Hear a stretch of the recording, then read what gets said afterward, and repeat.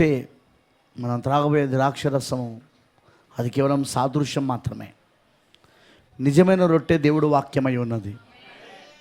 మనుష్యుడు బ్రతుకుచున్నది రొట్టె వలన మాత్రమే కాదు, కానీ దేవుడిని నోటి నుండొచ్చు ప్రతి మాట వలన జీవించును అని ప్రభు చెప్పాడు. అందుకే నిజమైన రొట్టె దేవుని యొక్క వాక్యమై ఉన్నది. మరి నిజంగా రక్తములోనేగా జీవం ఉన్నది. ఎస్, బ్లడ్లోనే లైఫ్ ఉంటుంది. ఆ జీవమే ఈరోజు పరిశుద్ధ ఆత్మ.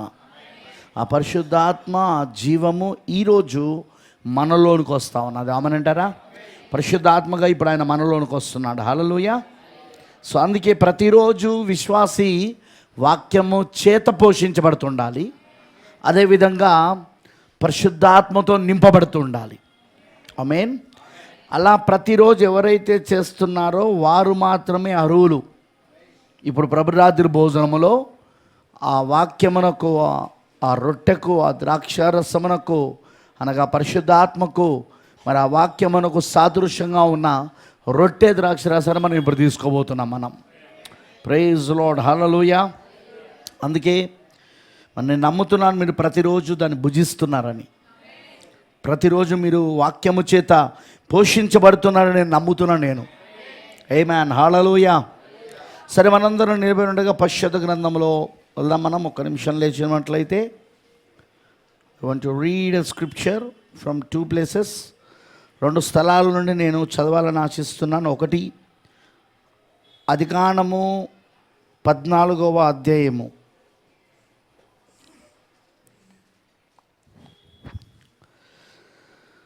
ఆదికాండము 14వ అధ్యాయము.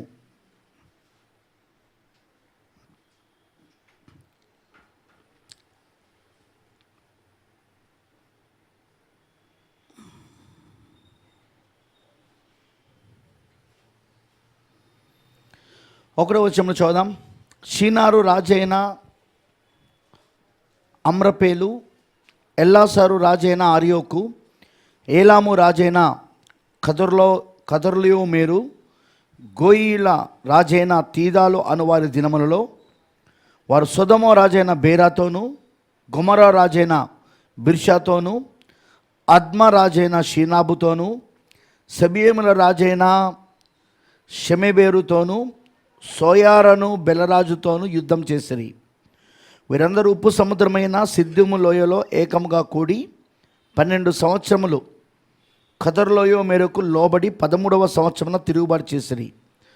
14వ సంవత్సరమున కర్దలోయో మేరును అతనితో కూడిన రాజులను వచ్చి అస్తరోత్ కర్నాయిములో రెఫాయిములను, హాములో జూజీయులను, షావే కిర్యాతయిము మైదానములో ఏమీయులను కొట్టిరి. మరియు హోరీయులను అరణ్యము దగ్గరనున్న ఎల్పారును వరకు తరిమి షెయీరు పర్వత ప్రదేశంలో వారిని కొట్టిన తర్వాత తిరిగి కాదేశను ఎన్మిషితోతులకు వచ్చి అమాలేయుకుల దేశమంతటిని హససోన్ తామారులో కాపురమున్న అమోరీలను కూడా కొట్టిరి. అప్పుడు సొదొమ రాజును, గొమొర్రా రాజును, ఆద్మ రాజును, సెబోయిము రాజును, సోయరు బెలరాజును బయలుదేరి సిద్దీము లోయలో వారితో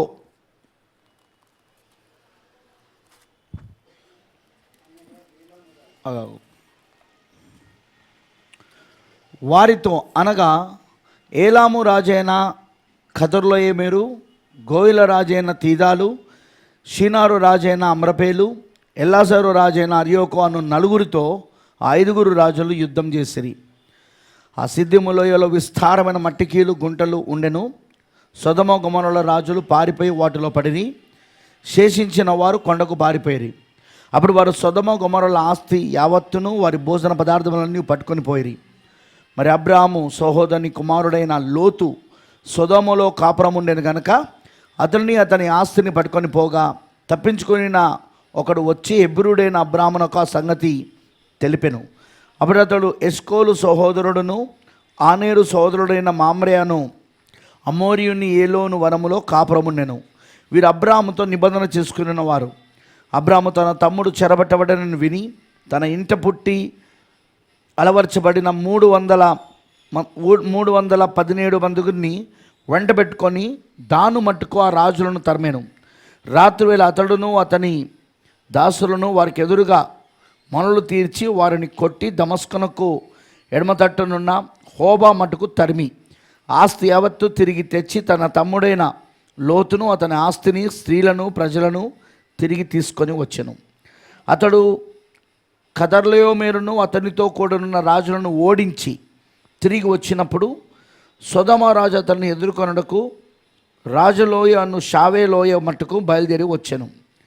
మరియు షాలేము రాజైన మెల్కీసెదెకు రొట్టెను ద్రాక్షరసం తీసుకొని వచ్చెను.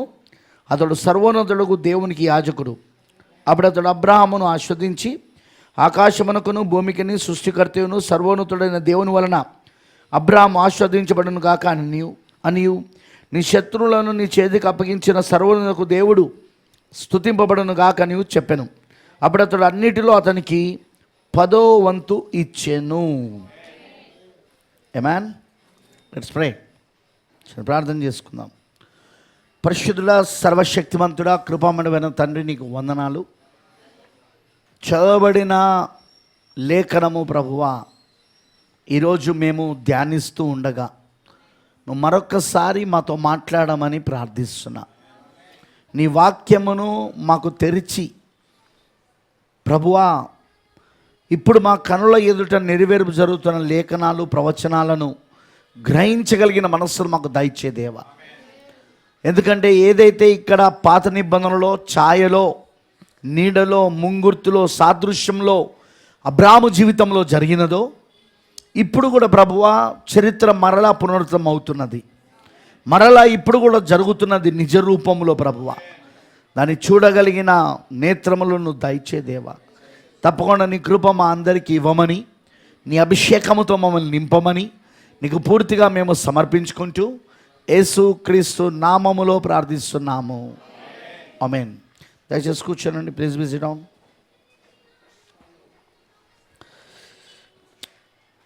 ప్రేమైన దేవుని పిల్లలారా, బిఫోర్ గోయింగ్ దీంట్లోకి వెళ్ళే ముందు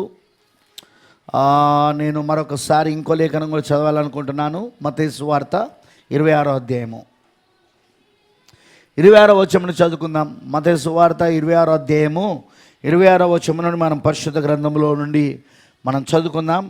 వారు భోజనం చేయుచుండగా యేసు ఒక రొట్టె పట్టుకొని దాన్ని ఆస్వాదించి విరిచి తన శిష్యులకిచ్చి, మీరు తీసుకొని తినుడి, ఇది నా శరీరం అని చెప్పాను. మరి ఆయన గిన్నె పట్టుకొని కృతజ్ఞతాస్తుతులు చెల్లించి వారికి ఇచ్చి, దీనిలోని మీరందరూ త్రాగుడి, ఇది నా రక్తం, అనగా పాపక్షమాపణ నిమిత్తం అనేకుల కొరకు చిందించబడుచున్న నిబంధన రక్తం. నా తండ్రి రాజ్యంలో మీతో కూడా నేను ఈ ద్రాక్షరసం క్రొత్తదిగా త్రాగు దినం వరకు ఇకను దాన్ని త్రాగనని మీతో చెప్పుచున్నానెను. ప్రభు ఈ మాటలను దీవించునుగాక. ఆమేన్. హల్లెలూయా. అలానే హెబ్రీయులకు రాసిన పత్రిక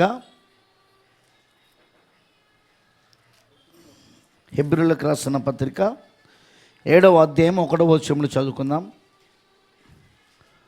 ఇది కూడా ఎందుకంటే ఇవన్నీ మనం ఇప్పుడు మాట్లాడుకోబోతున్న సబ్జెక్ట్కి అనుబంధమైన లేఖనాలు, ఇవన్నీ సంబంధం ఉన్న లేఖనాలు.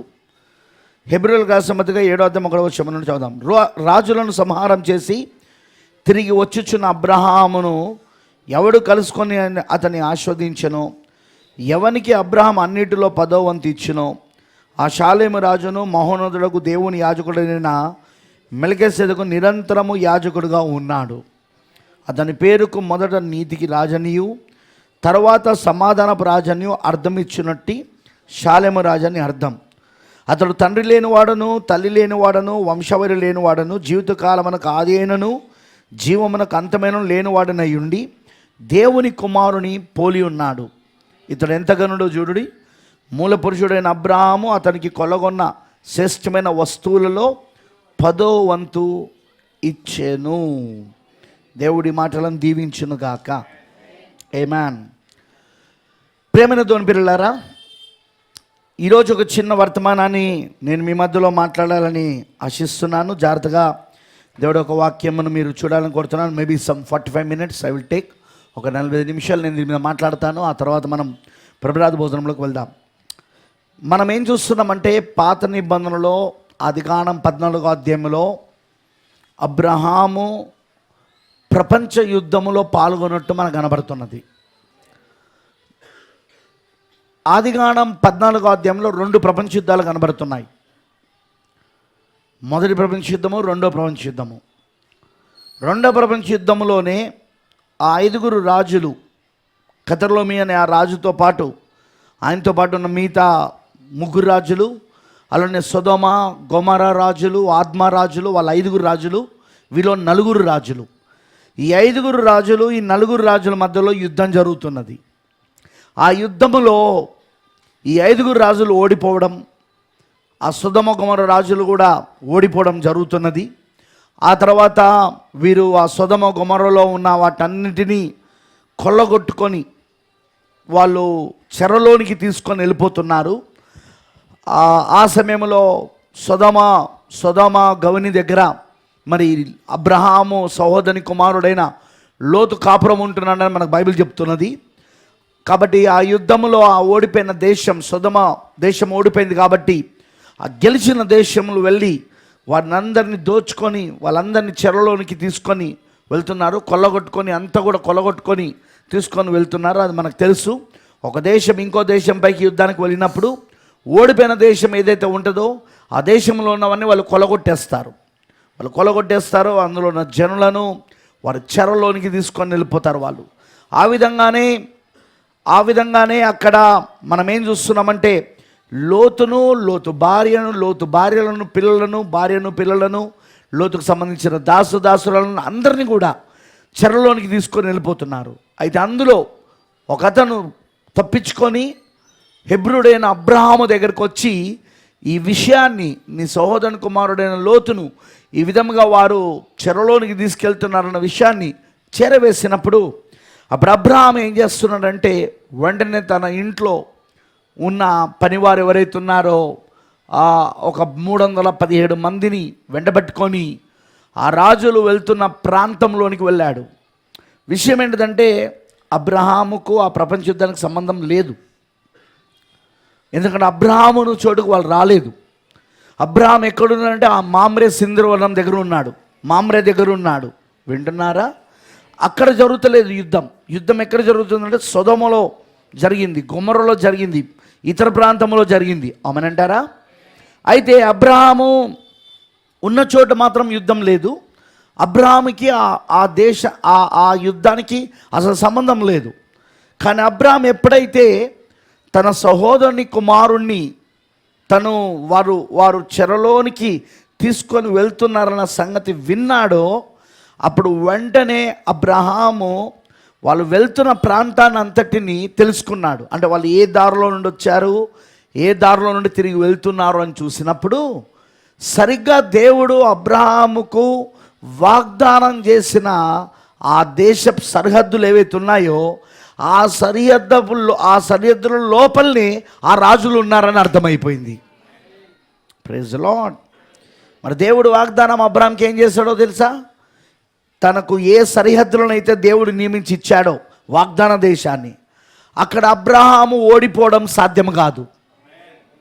ఎందుకంటే అది వాళ్ళ వాగ్దాన దేశం కాబట్టి, దేవుడు అబ్రహాముకి ఇచ్చిన వాగ్దానం కాబట్టి అది ఒక వాగ్దాన దేశంగా అబ్రహాంకి ఇవ్వబడినందున అబ్రహాముకు తెలుసు తాను ఆ వాగ్దాన దేశంలో ఉన్నంతసేపు తనను దేవుడు ఓడనివ్వడని, శత్రువులను తన చేతికి అప్పగిస్తాడని. Praise the lord. అందుకే అబ్రహాము ప్రపంచ యుద్ధాలలో ఆరితేరి గెలుపుతో విజయోత్సవముతో వెళ్తున్న రాజులపైకి ఒక 317 మందిని తన ఇంట్లో ఉన్న దాసులను పట్టుకొని యుద్ధానికి బయలుదేరాడు ఆయన. కరెక్ట్ చెప్పాలంటే ఏ ట్రైన్డ్ సోల్జర్స్, వాళ్ళందరూ కూడా ఒక ఆరితేరి ఉన్న శిక్షణ పొందుకొని ఉన్న సైనికులు. వాళ్ళు అప్పటికే 2 ప్రపంచ యుద్ధాలలో పాల్గొన్న వాళ్ళు, ఆ 2 ప్రపంచ యుద్ధాలలో గెలిచిన వాళ్ళు. ఆ గెలిచిన 4 రాజుల మీదకి ఇప్పుడు అబ్రహాము తను 317 మందిని పట్టుకొని బయలుదేరాడు. అది కూడా తన ఇంట్లో ఉండే దాసులు. వీళ్ళకి ఎప్పుడు యుద్ధం చేసిన అనుభవం లేదు, వీళ్ళెన్నడూ కత్తి పట్టలేదు, వీళ్ళెన్నడూ యుద్ధం చేయలేదు, వీళ్ళెన్నడూ ఎవరినీ చంపలేదు వీళ్ళు. బట్ స్టిల్ అబ్రహాము వాళ్ళను సన్నద్ధులు చేసి తీసుకొని వెళ్తున్నాడు అంటే కారణం ఏంటంటే, అబ్రహాము తెలుసు వాళ్ళ వాగ్దాన దేశంలో వాళ్ళు ఉన్నారు. తన వాగ్దాన దేశంలో, తనకిచ్చిన దేవుడి వాగ్దాన దేశంలో, ఆ వాగ్దాన దేశంలో దేవుడు తనకి ఇచ్చిన దాంట్లో ఆ సరిహద్దులో ఉన్నారు. కాబట్టి అబ్రహాం వాళ్ళ మీదకి యుద్ధానికి వెళ్తే అది అబ్రహాముకే విజయం జరుగుతుంది. అక్కడ శత్రు ఎంత గొప్పవాడైనా, బలవంతుడైనా, ఎన్ని అనుభవాలు ఉన్నా, ఎన్ని ఆరితేరులున్నా, యుద్ధం అక్కడ యెహోవాదవుతుంది. ప్రైజ్ ది లార్డ్, హల్లెలూయా. యుద్ధం అది యెహోవాదవుతుంది. చూడండి, ఆ రోజు 5 రాళ్లతో బయలుదేరాడు. ఎవరు? దావీదు. ఎవరి మీదకి? దావీదు కంటే పొట్టోడి మీద కాదు, దావీదు కంటే చిన్నోడి మీదకో పొట్టోడి మీదకో వెళ్తే అది వేరు విషయం. కానీ తను వెళ్ళింది ఎవరి మీదకంటే, ప్రపంచంలోనే అంత ఎత్తైన వ్యక్తి ఎవడు లేడు. గొలియాతులాగా అంత ఎత్తైన భుజములు కలిగిన వాడు, అంత ఆజానభావుడు ఎవరు లేడు. అర్థమవుతుందా? అలాంటి పొట్టి దావీదు అది కూడా 5 రాళ్ళు పట్టుకొని బయలుదేరాడు, వడిసెలు పట్టుకొని బయలుదేరాడు. కానీ దావీదుకు అంత నమ్మకం ఏంటి? తన శత్రువును ఓడిస్తారని, ఆ శత్రువు తన చేతికి అప్పగించబడుతుందని. ఎందుకంటే వాడు సవాల్ చేస్తున్నది జీవము గల దేవుని యొక్క సైన్యముతో సవాల్ చేస్తున్నాడు. దావీదు ఆ మాట అంటాడు, సున్నతి లేని ఫిలిస్తీయుడు జీవము కలిగిన దేవుని సైన్యముతో సవాల్ చేస్తాడా అంటున్నాడు. Praise the Lord, hallelujah. అందుకే దావీదు గొలియాతును ఎలా చంపాడో, మరి గొలియాతు ఏ విధంగా దావీదు చేతికి అప్పగించబడ్డాడో, దేవుడు ఏ విధంగా గొలియాతును దావీదు చేతికి ఇచ్చాడో మనం చాలా స్పష్టంగా ఆ స్టోరీలో చదువుతున్నాం. మనం గుర్తుపెట్టుకోనండి, నువ్వు వాగ్దానములో ఉన్నంతసేపు శత్రు ఎంత బలవంతుడైనా, ఎంత ఘనుడైనా, ఎంత గొప్పవాడైనా, ఎంత ఆర్తేరిన వాడైనా, ఎంత ట్రైనింగ్ పొందుకున్న వాడైనా, ఎన్ని అనుభవాలు ఉన్నవాడైనా సరే, నీవు వాగ్దానములో ఉన్నంతసేపు విజయం నీ శత్రువుకి అస్సలు ఇవ్వడు దేవుడు. అక్కడ నీ శత్రువుని నీ చేతికి అప్పగిస్తాడు ఆయన. నీ శత్రువుని నీ చేతికి అప్పగిస్తాడు. ఎప్పుడు? నువ్వు నిజంగా వాగ్దానములో ఉన్నప్పుడు. అందుకే ఒక క్రైస్తవుడిగా మనం ఎప్పుడు వాక్యములో ఉండడం నేర్చుకోవాలి. వాక్యాన్ని మనం దాటడానికి వీల్లేదు. వాక్యము నుండి కుడి పక్కని ఎడమ పక్కకు కానీ వెళ్ళడానికి వీల్లేదు. మనకు దేవుడు వాక్యం ఏం సెలవిస్తున్నదో ఆ వాక్యంలోనే మనం నిలుచుండి, ప్రియులారా, ఆ వాక్యంలో ఉండి మనం నిలుచుండి యేసుక్రీస్తు నామములో గనుక మనము శత్రువు మీదకి వెళ్తే, ఆ నామాన్ని పట్టుకొని వెళ్తే అక్కడ విజయం మనకే ఇవ్వబడుతుంది. అక్కడ శత్రు బలము మన ముందు నిర్వీర్యమైపోతుంది. శత్రు కుయుక్తులు, శత్రు కుట్రలు, శత్రు తెలివితేటలు, శత్రు జ్ఞానం, శత్రు అనుభవాలు, శత్రువుకున్న బలబలాలు ఏవైతున్నాయో అవన్నీ మన ముందు నిర్వీర్యమైపోతాయి. అవి అందుకు కారణం ఏంటంటే మనం దేవుడు వాగ్దానంలో ఉన్నాం, మనం వాక్యములో ఉన్నాం, మనం దేవుని వాక్యములో ఉన్నాం మనం. ఆమేన్. సంఘములో ఉండడం కాదు, లేదా పలానవని సంఘములో ఉండడం కాదు, దేవుడు వాక్యములో ఉండడం. యేసుక్రీస్తు అన్నాడు, మీరు నా యందును నా మాటలు మీ యందును ఉన్న ఎడల మీరు ఏం అడుగుదురో అది మీకు అనుగ్రహించబడును అన్నమాట. అది మీరు నా యందును నా మాటలు మీ యందును ఉన్న ఎడల మీరు ఏ అడుగురో అది మీకు అనుగ్రహించబడుతుంది. మనం ఎప్పుడు కూడా వాక్యములో నిలిచి ఉండాలి, వాక్యము మనలో ఉండాలి. Praise the Lord. నువ్వు వాక్యములో నిలిచుండి వాక్యము నీలో గనుక ఉంటే శత్రువు ఎంత గొప్పవాడైనా, శత్రువు ఎంత తెలివిగలవాడైనా, శత్రువు ఎంత పలుకుబడగలిగిన వాడైనా, శత్రువు ఎంత అన్ని రకాలుగా నీతో పోల్చుకుంటే అన్ని రకాలుగా చాలా బెటర్గా ఉన్నా దేవుడు ఆ శత్రువును మాత్రం నీ చేతికి అప్పగిస్తాడు. పరిస్థితులు కూడా అంతే. కొన్నిసార్లు శత్రువు పరిస్థితుల రూపంలో వస్తాడు, పరిస్థితులు తీసుకొస్తాడు వాడు, అలాంటి కండిషన్స్ తీసుకొస్తాడు, అలాంటి పరిస్థితులు తీసుకొస్తాడు. వ్యక్తిగతంగా, కుటుంబ పరంగా, లేకపోతే సమాజ పరంగా, లేకపోతే వృత్తిపరంగా, ఉద్యోగపరంగా, ఆర్థిక పరంగా, ఎన్నో విధాలుగా శత్రువు మన పైన దాడి చేయాలని చూస్తూ ఉంటాడు, శత్రువు మనల్ని యుద్ధంలోకి లాగాలని చూస్తూ ఉంటాడు. కానీ నువ్వు ఎప్పుడూ గుర్తుంచుకోవాల్సిన విషయం ఏంటంటే, నువ్వు వాక్యాన్ని దాటకుండా నిలబడము. Don't go out from the word. వాక్యము నుండి బయటికి వెళ్ళకు. నేను ఎందుకు ఈ మాట చెప్తున్నానంటే, నువ్వు వాక్యములో నిలుచున్నంతసేపు దేవుడిని పక్షమున ఉంటాడు. నువ్వు వాక్యముతో నిలుచున్నంతసేపు, సంఘములో కాదు, వాక్యములో. ఏదో పాస్టర్తో కాదు, వాక్యములో. పాస్టర్తో కాదు, వాక్యములో. నువ్వు వాక్యములో నిలుచున్నంతసేపు దేవుడు నీ పక్షమున ఉంటాడు. దేవుడు నీ పక్షమున యుద్ధం చేస్తాడు. అవసరమైతే ఆ పరిస్థితులను ఆయన మార్చేస్తాడు. ఆయన శత్రువుకి కన్ఫ్యూజ్ అయ్యే విధంగా, నీ శత్రువుకి కన్ఫ్యూజ్ అయ్యే విధంగా పరిస్థితులను మార్చేస్తాడు ఆయన. ఎస్, నిజం అది. ఆయన అలా పరిస్థితులను మార్చేసి, ఆ పరిస్థితులు ఇప్పటిదాకా శత్రువు చేతిలో ఉన్న పరిస్థితులు ఇప్పుడు నీ చేతికి ఇచ్చేస్తాడు. శత్రువు చేతికి ఉన్న పరిస్థితులు ఇప్పుడు నీ చేతికి ఇవ్వబడుతుంది. ఎలాగైతే గొలియాతును ఎలా దావీదు చేతికి దేవుడు అప్పగించాడో, అమనంటారా? బ్రతబానం ఏమన్నాడు? ఆ రోజు ఆ వడిసెల అంటే 2 తాళ్ళు, మధ్యలో ఒక చర్మం, ఓ జంతు చర్మం, దానికి ఇటుపక్కన అటుపక్కన కడతారు. తెలుసా మీకు వడిసెలు అంటే? అది మధ్యలో చర్మం. ఆ చర్మం మధ్యలో రాయిని పెట్టాడు. బ్రతబానం అంటాడు, దేవుడు ఎందుకు అక్కడ వడిసెలనే వాడమని దావీదుకు చెప్పాడు? ఎందుకు వడిసెలనే వాడాడు? ఎందుకంటే ఆ చర్మం వెనకాల ఉన్న రాయి JESUS, 5 రాళ్ళలో ఒక రాయి అది. Praise the Lord. FAITH, faith, విశ్వాసం, ఫేత్, ఒకటే రాయి. GRACE, గ్రేస్, 5 అక్షరాలు, అది కూడా ఒకటే రాయి. ఐడిని వాడలేదు ఆయన. ఒక్కటే రాయితో, విశ్వాసం అనే రాయితో విసిరినప్పుడు ప్రాఫెట్ అంటాడు, దావీదు విసిరిన రాయికి కాదు, గొలియాతుకు తగిలి కింద పడింది. పరిశుద్ధాత్మ రాయిని పట్టుకున్నాడట.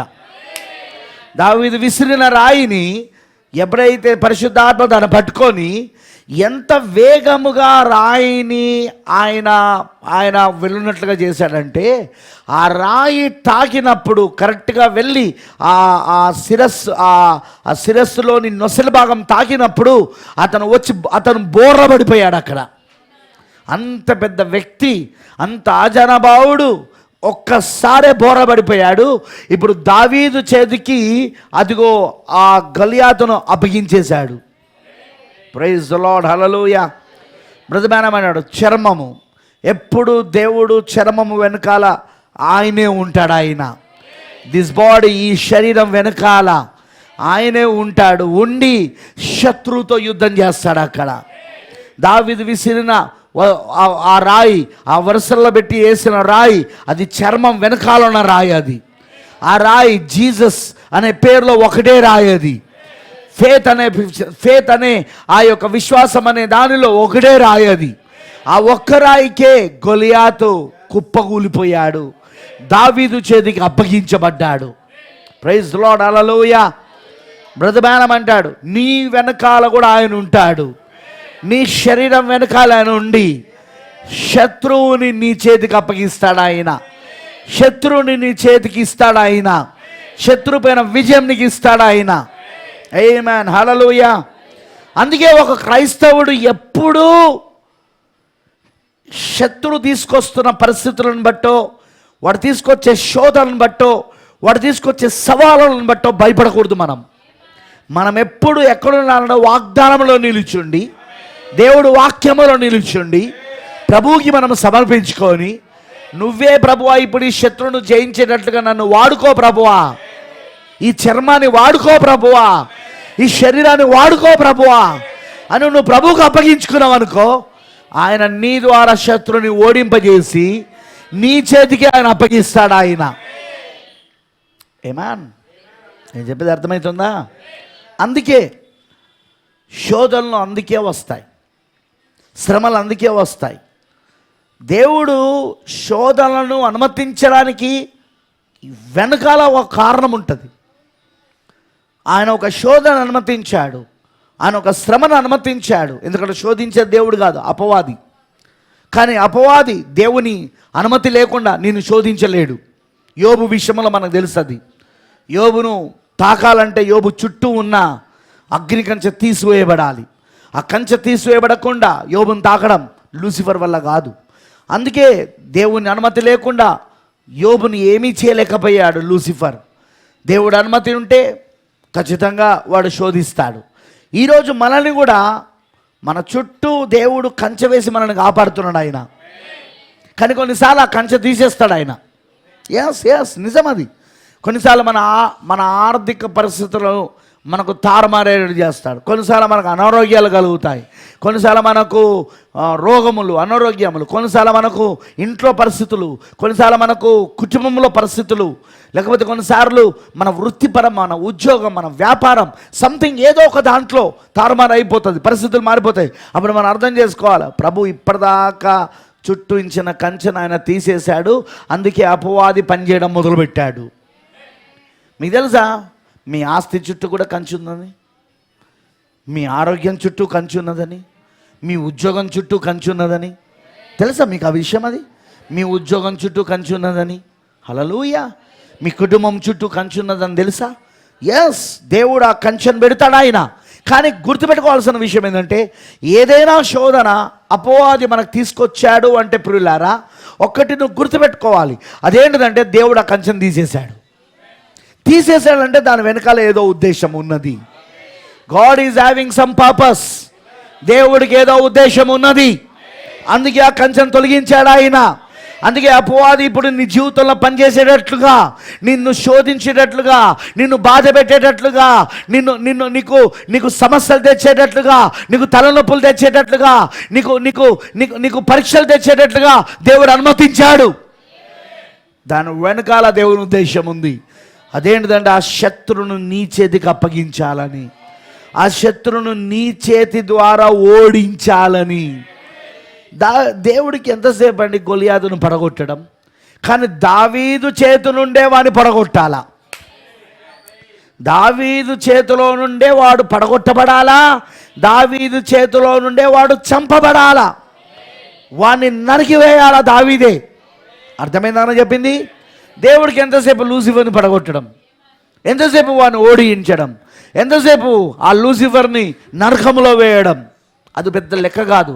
కానీ దేవుడికి ఏముంటుందంటే తన పిల్లల చేతుల ద్వారా వాడిని ఓడించాలి. తన పిల్లల చేతుల ద్వారా, తన వధువు చేతుల ద్వారా, తన కుమార్తెల చేతుల ద్వారా వారిని నేను ఓడించాలి. అది దేవుడు కోరుకుంటున్నది. ఆమేనంటారా? లేకపోతే దేవుడికి ఈ 6000 సంవత్సరాలు అవసరమా లూసిఫర్ని ఓడించడం, లూసిఫర్ని నరకంలో వేయడం, వాని ఆరని అగ్నిలో వేయడంకి దేవుడికి ఏమైనా పెద్ద ఆయనకి ఏమైనా కష్టమా? అది ఆయన ఆ పని లేదు, కష్టం కాదు. But what is the problem? దేవుని ప్రాబ్లం ఏంటిది? తన పిల్లల ద్వారా, తను ఏర్పరచుకున్న సంతానం, తను ఎన్నుకున్న పిల్లలు, జగత్తు పునాది వేయబడక మునిపే, లోక పునాదులు వేయబడక మునిపే దేవుని తన మనస్సులో ఏర్పరచుకున్న వాళ్ళు ఉన్నారు. ఎఫెసీ 1:4-6 ప్రకారముగా వాళ్ళు జగత్తు పునాది వేయబడక మునిపే ఏర్పరచబడిన వాళ్ళు, ఎన్నుకోబడిన వారు. వాళ్ళు ఆ ఏర్పరచబడిన, ఎన్నుకోబడిన ఆ పిల్లల చేత అపవాదిని ఓడించాలి. అపవాదిని, వాడి బోధ విని పడిపోయిన దయ్యాలు, పడిపోయిన దూతలు, అవే దయ్యాలు ఈ రోజున. అర్థమైందని అన్నది.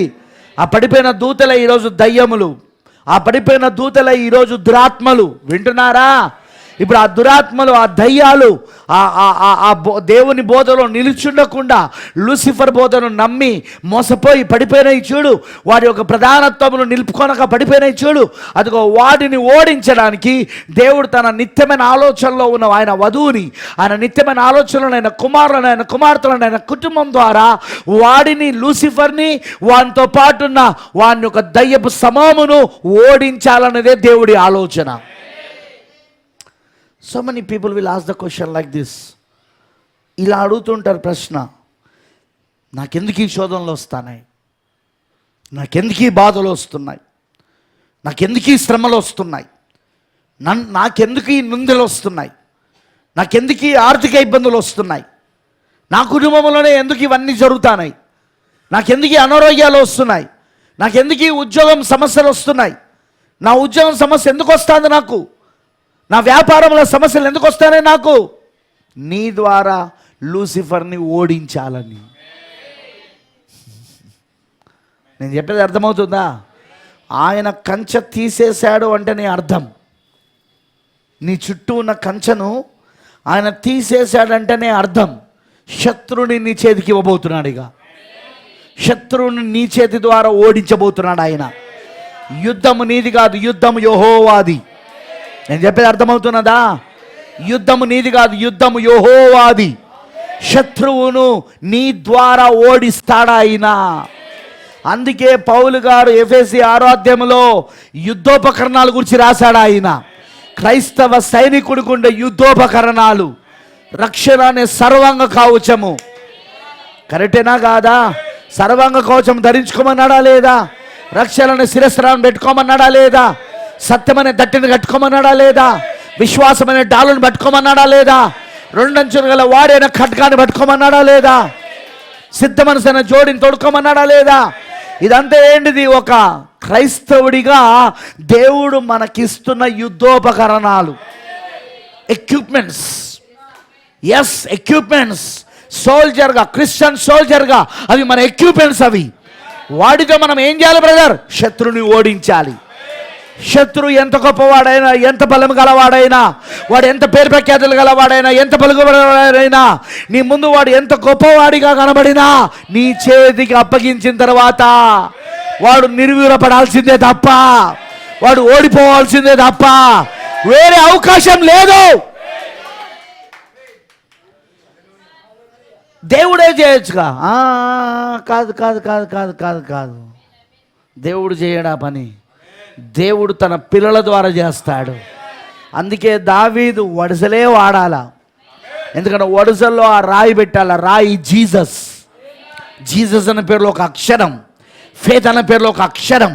కానీ ఆ రాయి వడిసలో పెట్టినప్పుడు, చర్మం వెనకాల పెట్టినప్పుడు, అది శత్రువును తాకినప్పుడు, సరిగ్గా నొసల పైన తాకినప్పుడు, ప్రత్యక్షత పైన తాకినప్పుడు వాడు బోరబడిపోయాడు.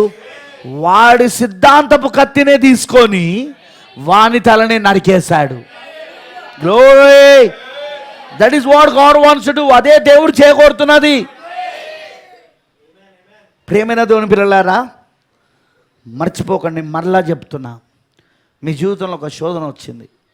అది ఏ రూపమైనా కావచ్చు, కుటుంబం కావచ్చు, వృత్తిపరమైనది కావచ్చు, అంటే ఉద్యోగపరమైందో, వ్యాపారపరమైందో, లేకపోతే ఆర్థికపరమైనది కావచ్చు, లేకపోతే ఆరోగ్యపరమైనది కావచ్చు, something whatever it is, అదేదైనా కావచ్చు. దేవుడు ఈరోజు నీ జీవితంలో ఏదో రుజువు చేయబోతున్నాడు.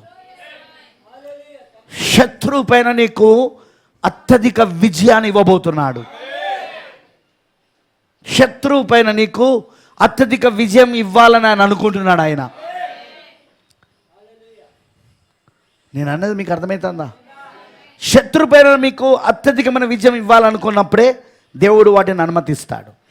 అప్పుడు నువ్వేం చేయాలి? ధైర్యముగా వాక్యముతో నిలబడాల. మీరు నా యందును నా మాటలు మీ యందు ఉన్న ఎడల మీరు ఏది అడుగుదురో అది మీకు అనుగ్రహించబడుతుంది. సో ముఖ్యంగా నువ్వు వాక్యములో నిలిచి ఉండాల. ఎప్పుడైతే నువ్వు వాక్యములో నిలిచుంటావో ఇక నువ్వు ఏడు అడిగినా అది నీకు అనుగ్రహించబడుతుంది. అక్కడ నీ ఎదుట ఉన్న శత్రువు ఎంత బలవంతుడైనా అది లెక్కకు రాదు. అది ఎంత గొప్పవాడైనా లెక్కకు రాదు. అది ఎంత పలుకుబడవాడైనా లెక్కకు రాదు. అది మార్చేస్తాడు, పరిస్థితులను మార్చేస్తాడు. అక్కడ టెంపరేచర్ని మార్చేస్తాడు, వాతావరణాన్ని మార్చేస్తాడు, అక్కడ సమస్తమును మార్చేస్తాడు. ఆయన నీ చేతికి అప్పగిస్తాడు, నీకు అత్యధికమైన విజయం ఇస్తాడు ఆయన. అబ్రహాము గెలవడానికి కారణం అదే.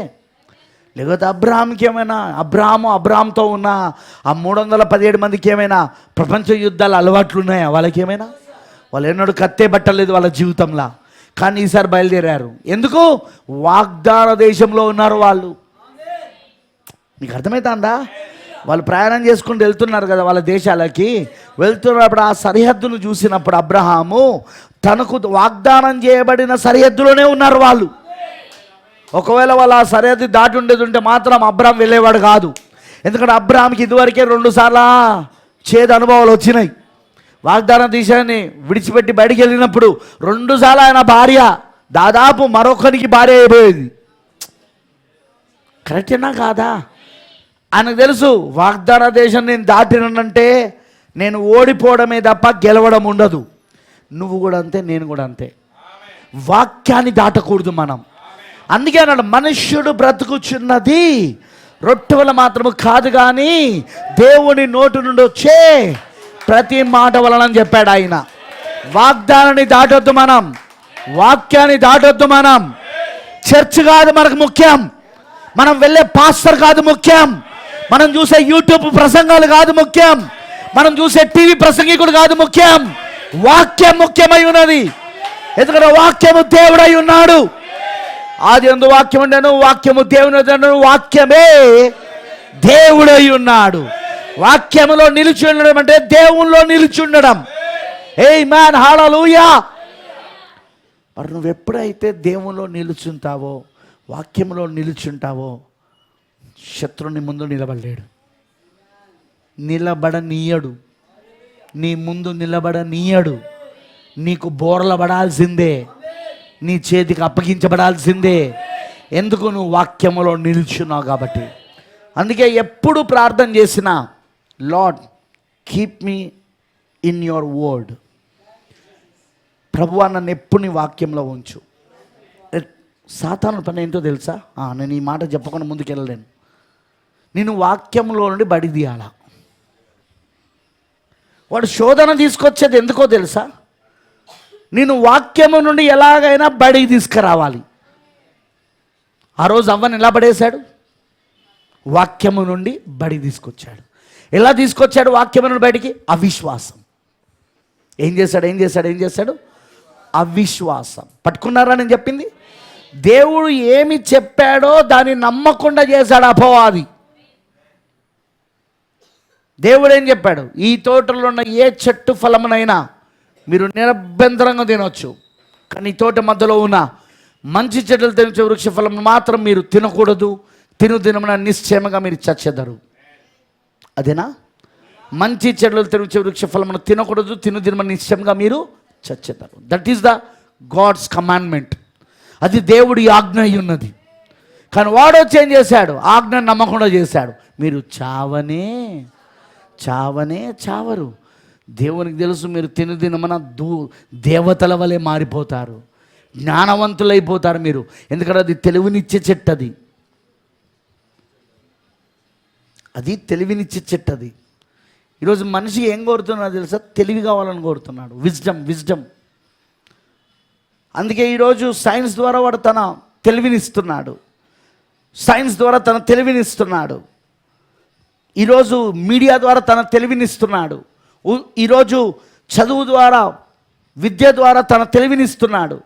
ఎందుకు బ్రదర్ వాడు అలా చేస్తున్నాడు? ఎందుకంటే నువ్వు వాక్యాన్ని నమ్మకుండా, వాక్యాన్ని ప్రశ్నించేటట్లుగా.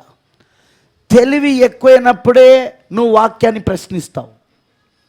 వాక్యాన్ని ప్రశ్నించడమే మరణం. Don't ask the question to the word of God.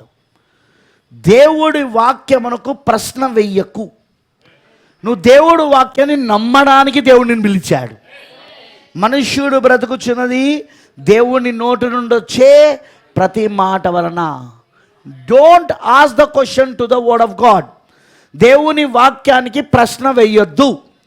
అది కాదు పాస్టర్ గారు, నాకు అర్థం కాలే. నిన్ను అర్థం చేసుకోమని ఎవడు చెప్పిండు? నమ్మమని చెప్పిండు ఆయన. నమ్ముట నీ వలనైతే నమ్మువానికి సమస్తము సాధ్యమన్నాడు ఆయన. నిన్ను అర్థం చేసుకోవడానికి పిలవలేదు ఆయన, నిన్ను వాక్యాన్ని నమ్మడానికి పిలిచాడు ఆయన.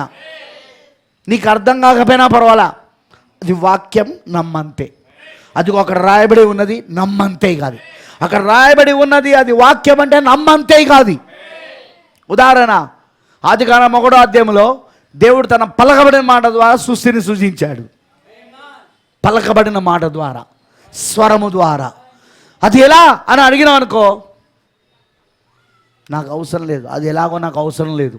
నేను ఇలా అంట, అది ఎలాగో నాకు అవసరం లేదు, తెలుసుకోవాల్సిన అవసరం నాకు లేదు. కానీ అది వాక్యం, నేను నమ్ముతాను అంతే. దేవుడు పలికినప్పుడు ఈ సృష్టి కలిగింది. దేవుడు పలికినప్పుడు భూమి ఆకాశాలు కలిగినాయి. దేవుడు పలికినప్పుడు వెలుగు కలిగినది. దేవుడు పలికినప్పుడు సూర్యచంద్ర నక్షత్రాలు, పాలపుంతలు, గ్యాలక్సీస్ కలిగినవి. దేవుడు పలికినప్పుడు సృష్టిలో ఉన్న ప్రతి జీవరాశి కలిగినది. ఆమేన్. అది ఎలా నాకు తెలియదు. నేను సైన్స్ ద్వారా దాన్ని రుజువు చేయలేను, నేను సైన్స్ ద్వారా నేను దాన్ని నిరూపించలేను. కానీ అది వాక్యం, నేను నమ్ముతాను అంతే. ఒక కుష్ఠరోగి తక్షణమే ఎలా వాని కుష్టిపోయి శుద్ధి చేయబడుతున్నాడు, అది ఎలా తెలియదు, కానీ అయింది అక్కడ. ఆమేన్. అర్థమవుతుందని అన్నది. ఒక పక్షవాత రోగి కొన్ని సంవత్సరాల నుండి వాడు పక్షవాతంతో పడి ఉన్నాడు. అక్కడ వాని నరాలు పనిచేస్తలేవు, వాని కండరాలు పనిచేస్తలేవు, వాని ఎముకలు పనిచేస్తలేవు. వాడు అలా పడి ఉన్నాడు. వాడు కానీ లేచి పరిపెత్తుకొని నడుమనుడితోటి అతను లేచి నడవడం మొదలుపెట్టాడు. ఎలా నాకు తెలియదు. ఒక పుట్టి గుడ్డవాడు, ఆమేన్, అసలు కళ్ళల్లో గ్రుడ్లే లేవు, దెర్ ఇస్ నో ఐబాల్స్. కానీ ఆయన చేయబట్టి ప్రార్థించినప్పుడు ఆ రెండు సృజించబడ్డాయి అందులో. అది ఎలా నాకు తెలియదు ఆ విషయం. అది ఎలా అయిందో నాకు సైన్స్ ద్వారా నేను రుజువు చేయలేను. బట్ ఇట్ హ్యాపెన్, అది జరిగింది అంతే. పుట్టుకతో మూగవాడు, చెవిటివాడు, ఆ నరాలు ఏవి పనిచేస్తలేవు. మాట్లాడే నరాలు, వినే నరాలు పనిచేస్తలేవు అక్కడ. అతని చెవిలో ఉన్నది ఏది పనిచేయడం లేదు. ఆమేన్, హల్లెలూయా. కానీ యేసు ఆ చెవిటి మూగ దయ్యాన్ని ఎల్లగొట్టుడుతోటి అదిగో అతను స్వస్థత పొందుకున్నాడు. అతను ఎలా మాట్లాడగలిగాడు, ఎలా విన్నాడు, సైన్స్ ద్వారా నాకు తెలియదు, కానీ అది మాత్రం జరిగింది అక్కడ. A miracle cannot be explained, A healing cannot be explained. ఒక అద్భుతం అనేది వివరించలేము, ఒక స్వస్థత అనేది మనం వివరించలేము, ఒక ఆశ్చర్య కార్యాన్ని మనం వివరించలేము, ఒక సృష్టి ఎలా కలుగుతున్నదో దాన్ని మనం వివరించలేము. సైన్స్కి ఏం కావాలంటే వివరణ కావాలి, కారణం కావాలి. అందుకే మనం సైన్స్ స్టూడెంట్స్ కాదు, మనం బైబిల్ స్టూడెంట్స్. మనం ఈ జనరేషన్ ఎందుకు దేవుడి వాక్యమును నమ్మకుండా దూరం అయిపోతుందంటే కారణం అదే. వాళ్ళకు చిన్నప్పటి నుండి సైన్స్ బాగా నేర్పిస్తానం మనం, స్కూల్కి పంపించి నేర్చుకోకపోయినా కొట్టి నేర్పిస్తున్నాం. స్కూల్కి వెళ్ళు నేర్చుకో. కానీ అదే సమయంలో వాళ్ళకి సైన్స్ నేర్పిస్తూ వాక్యాన్ని కూడా నేర్పిస్తే బాధ లేదు, దేవుడు వాక్యాన్ని కూడా మొదటి స్థానం ఇస్తే బాగలేదు. కానీ ఇక్కడ బాధ ఏంటంటే సైన్స్కి మొదటి స్థానం ఇస్తాం. సైన్స్ ఏంటిది? అన్నిటినీ కారణాలు అడుగుతుంది, కారణం. కానీ దేవుడు వాక్యం ఏంటిది? ఏ కారణము చెప్పదు, అది నువ్వు నమ్ము అంటాడు అంతే. నమ్ముట నీ వలనైతే నమ్మువానికి సమస్తము సాధ్యమని చెప్తా దేవుడు వాక్యం. అది నువ్వు చెప్పాలని పిల్లలకి ఎప్పుడు కూడా. సైన్స్ పైన కాదు మనం ఆధారపడాల్సింది, దేవుడు వాక్యం పైన మనం ఆధారపడాలి. మీరు చదువుకోండి కానీ సైన్స్ పైన ఆధారపడకండి. మీరు విద్యావంతులు కండి కానీ సైన్స్ పైన ఆధారపడకండి. దేవుడి పైన ఆధారపడండి, వాక్యం పైన ఆధారపడండి అని నువ్వు ఎప్పుడు నీ పిల్లలకు చెప్తా ఉండాలా. నువ్వు ఆ పిల్లలను ఆ ట్రైనింగ్ ఇస్తూ ఉండాలా. వాళ్ళకి ఎప్పుడు ఆ వాక్యాన్ని వినిపిస్తూ ఉండాలా. వాళ్ళకు స్కూల్లో మార్కులు బాగా రాకపోతే ట్యూషన్ పెట్టిస్తాం, కానీ అదే బైబిల్లో ఏమి తెలియకపోతే ఒక్క ట్యూషన్ కూడా పెట్టాం. మనం ఉన్న చర్చ్కే పంపమే, ఉన్న మీటింగే విననీయమే, ఉన్న మీటింగే మనం విననీయమే, బైబిల్ని రోజు చదవనీయమే మనం. సైన్స్ హోంవర్క్ పెట్టుకొని ఇప్పుడు బైబిల్ చదువుతావా? మ్యాథ్స్ హోంవర్క్ పెట్టుకొని ఇప్పుడు బైబిల్ చదువుతావా? ఇది మనం చెప్పే మాటలు. అందుకే ఈరోజు పిల్లలు, ముఖ్యంగా ఇప్పుడున్న జనరేషన్ పిల్లలు దేవుడికి దూరంగా ఉన్నారు. They don't believe God. వాళ్ళు ఫన్నీగా చూస్తారు. నువ్వు దేవుని నమ్ము అంటే ఒక ఫన్నీగా, హేళనగా, పైనుండి కింద చూసి వీడొక చదువురాని మొద్దు అని అనుకుంటాడు మనల్ని. సైన్స్ తెలివని మొద్దులు వీళ్ళకి ఏం తెలియదు, వీళ్ళకి అసలు ఏం తెలియదు, అమాయకులు వీళ్ళు అని అనుకుంటారు. కానీ మనకు తెలుసు వాళ్ళకి ఎంత జ్ఞానం ఉందో వాళ్ళు అంత అమాయకులని దేవుని విషయంలో. ప్రైజ్ ది లార్డ్, హల్లెలూయా.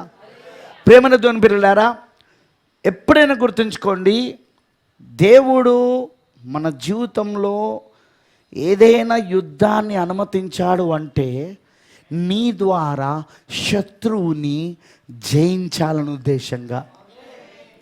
ఆయన జయించగలడు. ఆయన అది పెద్ద ప్రాబ్లం కాదు ఆయనకు.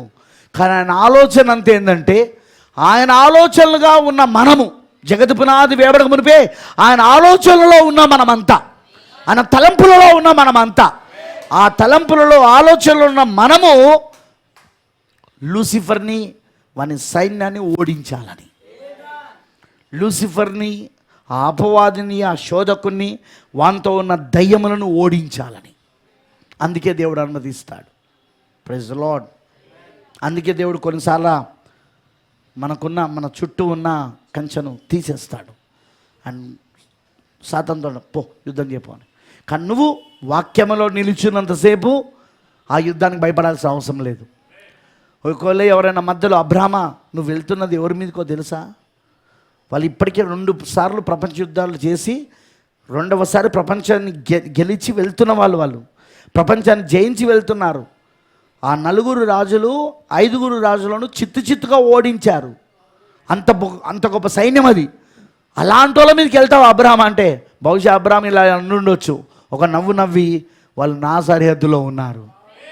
ఈ వాగ్దాన దేశంలో నేను ఉన్నంతసేపు నాకు విజయం తప్ప పడిపోవడం ఉండదు. వాళ్ళు నా వాగ్దాన దేశం సరిహద్దును దాటితే మాత్రం నేను వాళ్ళని గెలవలేను. కానీ వాళ్ళు నా వాగ్దాన దేశంలో ఉన్నంతసేపు మాత్రం వాగ్దాన దేశంలో శత్రువు కాదు గెలుపు, నాకే గెలుపు. గుర్తుంచుకోండి, దేవుడు వాక్యములో నిలిచినంతసేపు శత్రువుకు కాదు గెలుపు, నీకే గెలుపు, మనకే గెలుపు. అది కానీ నువ్వు చూసుకోవాల్సింది ఏంటంటే వాక్యములో నిలిచి ఉండడం, వాక్యము నుండి తప్పిపోకుండా ఉండడం, వాక్యాన్ని పూర్తిగా నమ్మడం. ఆమెనంటారా? ఇప్పుడు అబ్రాహాము ఆ యుద్ధాన్ని గెలిచాక తను తిరిగి వస్తూ ఉండగా తనకిప్పుడు మెల్కీసెదెకు కలుసుకున్నాడు. ఈ మెల్కీసెదెకు ఎవరు అంటే, ఇంకొంచెం వివరణగా ఉండాలనే నేను హెబ్రీ 7వ అధ్యాయం చదివిన నేను. ఎందుకంటే పౌలు గారు ఇంకొంచెం వివరణగా ఇచ్చాడు. ఇక్కడ 14వ అధ్యాయం కంటే ఎక్కువ వివరణ ఇచ్చాడు. ఈ మెల్కీసెదెకు నిరంతర యాజకుడు అని మనకు బైబిల్ చెప్తున్నది. ఇతనికి తల్లి అయినను తండ్రి అయినను వంశావళులైనను లేనివాడని చెప్తున్నది. ఇతని జీవమునకు ఆది అయినా అంతమైన లేనివాడు, ఇతను నిరంతర యాజకుడై ఉన్నాడు. ఇతను మరి ఇతను షాలేము పట్టణానికి రాజు కూడా అయినా, యాజకుడు మరియు రాజు. ఇప్పుడు ఏం పట్టుకొని బయలుదేరాడు? రొట్టె, ద్రాక్షరసం. ఎందుకు? యుద్ధాన్ని గెలిచి వస్తున్న అబ్రహామునకు ఇప్పుడు తాను రొట్టె, ద్రాక్షరసం ఇవ్వబోతున్నాడు ఆయన. ఇంతగా రొట్టె ఏంటిది? అందుకోసమే నేను మత్తయి సువార్త 26వ అధ్యాయం చదివిన.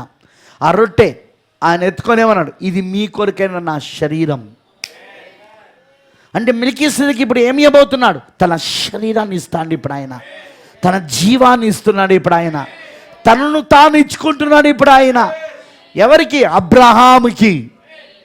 అబ్రహాం ఏం చేస్తున్నాడు? యుద్ధం గెలిచి వస్తున్నాడు, అక్కడ విజయోత్సవంతో తిరిగి వస్తున్నాడు అక్కడ. ఆమేన్, హల్లెలూయా. ఆ తర్వాత ఆయన ద్రాక్షరసం ఇస్తున్నాడు, ఆ పాత్రలోనిది. అదేంటిది? ఇది మీ కొరకైన పాప క్షమాపణ నిమిత్తము నేను చిందిస్తున్న నా రక్తమై ఉన్నది ఇది. Praise the Lord. ఇప్పుడు నువ్వేమవుతున్నావు? ఆ రొట్టెను తిన్నప్పుడు, ఆ ద్రాక్షరసం తాగినప్పుడు, అనగా ఆ శరీరాన్ని తిన్నప్పుడు, ఆ రక్తాన్ని తాగినప్పుడు నువ్వు యేసుక్రీస్తు యొక్క మెల్కీసెదెకు యొక్క శరీరముగా రక్తముగా మారిపోతావు. అందుకే బైబిల్ ఏమంటుంది? నువ్వు నా శరీరంలో శరీరము, నా రక్తములో రక్తమై ఉన్నావు అన్నాడు. ఆమేనంటారా? Praise the Lord, hallelujah. How you can become the body of Jesus Christ. యేసుక్రీస్తు శరీరముగా నువ్వు ఎలా కాగలవు? ఆయన శరీరాన్ని తినడం ద్వారా, ఆయన రక్తాన్ని త్రావడం ద్వారా నువ్వు ఇప్పుడు ఆయన శరీరం అవుతాను ఇప్పుడు. ప్రైజ్ ది లార్డ్, హల్లెలూయా. ఇంకో విధంగా చెప్పాలంటే, నువ్వు నీ శరీరాన్నే ఆయన రూపంలో ఉన్న దాన్ని తింటాను ఇప్పుడు. నువ్వు నీ శరీరాన్నే ఆయన రూపంలో ఉన్నదాన్ని, నీ రక్తాన్నే ఆయన రూపంలో ఉన్నదాన్ని తీసుకుంటాను ఇప్పుడు నువ్వు. అంటే నీ భాగాన్ని నువ్వు తీసుకుంటున్నావు, నీ అవయాన్ని నువ్వు తీసుకుంటున్నావు. పౌలు గారు చెప్పలేదా కొరింథీ పత్రికలో? నాకు ఇక టైం లేదు, మీకు తెలుసు. కొరింథీ పత్రికలో పౌలు గారు చెప్పలేదా? మనమందరం క్రీస్తు యొక్క మర్మయుక్తమైన శరీరంగా ఉన్నామని, అందులో మనందరం అవయములుగా ఉన్నామని, మనం భాగాలుగా ఉన్నామని చెప్పలేదు ఆయన? వినబడతలేదు నాకు? సంఘము అనేది క్రీస్తు శరీరం అని ఎఫెసు 1:19 19-20 వచనాల్లో పౌలు గారు చెప్పలేదా? సంఘం అనే ఆ శరీరమునకు శిరస్సు క్రీస్తు అయి ఉన్నాడు. సంఘం ఏంటిది? క్రీస్తు శరీరం. Praise the Lord. నువ్వెవరివి? సంఘం అంటే నువ్వు క్రీస్తు శరీరం, నువ్వు క్రీస్తు రక్తము, నీవు ఇప్పుడు నీ భాగాన్ని నువ్వు తీసుకుంటున్నావు. హల్లెలూయా. కానీ ఎప్పుడు విజయం సాధించాక, యుద్ధంలో విజయం సాధించాక. మీరు అనొచ్చు అది నిజమంటే అవును. అబ్రహాము దగ్గర చూడండి, యుద్ధంలో విజయం సాధించాక మెల్కీసెదెకు నిరంతర యాజకుడు తను ఆ రొట్టె ద్రాక్షరసం తీసుకెళ్ళి ఇచ్చాడు. నిరంతర యాజకుడైన ఆయన ఆ రొట్టె ద్రాక్షరసం వెళ్ళి ఇచ్చాడు. అక్కడ ఆ ప్రభురాజ్య భోజనంలో పాల్గొన్నాడు. మెల్కీసెదెకుతో కలిసి భుజించుట ఇది. ఆమేన్. తర్వాత మత్తయి సువార్త 20వ అధ్యాయంలో కూడా ఆయన తన శిష్యులతో ఇది మీ కొరకు నా శరీరం ఇది. ఎందుకు? అబ్రహామును కలుసుకున్న ఆ మెల్కీసెదెకే ఇక్కడ మానవ అవతారంలో ఉన్నాడు. అబ్రహాము కలుసుకున్న ఆదికాండం 14వ అధ్యాయంలో అబ్రహాము కలుసుకున్న ఆ మెల్కీసెదెకే ఇక్కడ మానవుని రూపంలో ఉన్నాడు. ఇక్కడ ఆయన ఈయనెవరు? ఆ మెల్కీసెదెకీన. అక్కడ అబ్రహాంకి ఇచ్చాడు, ఇకను అబ్రహాము వాగ్దాన పిల్లలకి ఇస్తున్నాడు. వాళ్ళందరూ ఎవరు? అబ్రహాము వాగ్దాన సంతానం. ఈరోజు మనం ఎవరం? అబ్రహాము వాగ్దాన సంతానం. ఎంతమంది తెలుసు మనం అబ్రహాము వాగ్దాన సంతానం అని? Praise the Lord. హల్లెలూయా. మనం ఈరోజు అబ్రహాము వాగ్దాన సంతానం అయి ఉన్నాం మనము. ఆమేన్. హల్లెలూయా. ఇప్పుడు అబ్రహాము వాగ్దాన సంతానానికి ఆయన రొట్టె ద్రాక్షరసాన్ని ఇస్తున్నప్పుడు ఇది మీ కొరకైన నా శరీరము, ఇది మీ కొరకైన నా రక్తం అని చెప్పిస్తున్నాడు ఆయన. మరి అంతేకాదు, ఇంకేమంటున్నాడో తెలుసా? నేను మరలా దీనిని ఎప్పుడు మీతో కలిసి భుజిస్తానంటే నేను మరలా తండ్రి ఇంట్లో. ఆమేనంటారా? మత్తయి సువార్త 20వ అధ్యాయం చూడండి ఒకసారి. మత్తయి సువార్త 20వ అధ్యాయం చూడండి ఒకసారి. 29వ వచనం. నా తండ్రి రాజ్యంలో మీతో కూడా నేను ఈ ద్రాక్షరసం క్రొత్తదిగా త్రాగు దినం వరకు ఇకను దాన్ని త్రాగనని మీతో చెప్పుచున్నాను నేను. సో అందుకే ఒక రోజున అబ్రహాం యొక్క వాగ్దాన సంతానముగా మన యుద్ధాలన్నీ ముగించబడి పూర్తిగా మనము యుద్ధమును గెలిచి, అబ్రహాము గెలిచి అదిగో ఆ మధ్యాకాశంలో ఆయనను కలుసుకొని ఆమేన్ ఆయనతో కలిసి ఆ విందులో, ఏది వివాహ విందులో, ఆ విందులో మనం ఆయనతో కలిసి మరలా ప్రభురాజ్య భోజనంలో పాల్గొనబోతున్నాం. తెలుసా మీకు ఆ విషయం? ఎస్, మనం ఆయనతో కలిసి ఆ విందులో కలిసి మనం ఆయనతో కలిసి ద్రాక్షరసం తాగబోతున్నాం మనం. అలా ఉన్న దేవుడు ఇక్కడ మత్తయి సువార్త 26వ అధ్యాయం 29వ వచనంలో ప్రభు చెప్పాడు ఇక్కడ. Praise the Lord. దేవుడికి మహిమ కలుగును గాక. మనం ఖచ్చితంగా ఆయనతో కలిసి చేయబోతున్నాం మనం. ఆమేన్. హల్లెలూయా. అందుకే నువ్వు బైబిల్ని చూస్తే, అందుకే నువ్వు లేఖనాలను చూస్తే, ఈ రోజున మనము ఇప్పుడు ఏదైతే మనం పాల్గొనడానికి వచ్చామో ఇదంతా రాబోయే పెళ్లి విందు రోజున మనం మొత్తం ప్రపంచవ్యాప్తంగా ఉన్న వధువు అంతా, ప్రపంచవ్యాప్తంగా ఉన్న పెళ్లి కుమార్తె అంతా, ఆ ఏడు సంఘకాలంలో నిద్రించిన వధువు కూడా లేపబడి సజీవంగా ఉన్న మనము వారు కలిసి ఆ పెళ్లి విందులోకి వెళ్ళినప్పుడు మధ్యాకాశంలో ఆ బూరధ్వనిలో ఆమేన్ ఆర్భాటము, ప్రధాన దూత శబ్దము, దేవుని బూర, ఆ బూరలో మనము, ఆ దేవుని బూరలో మనము ఆ పెళ్లి విందులోకి వెళ్ళబోతున్నాం మనం. అక్కడ మనము ఇక అది పాల్గొనబోతున్నాం. దానికి ముంగుర్తుగా ఇప్పుడు ఇక్కడ తీసుకుంటున్నాం మనం. అర్థమైనా నామే చెప్పండి.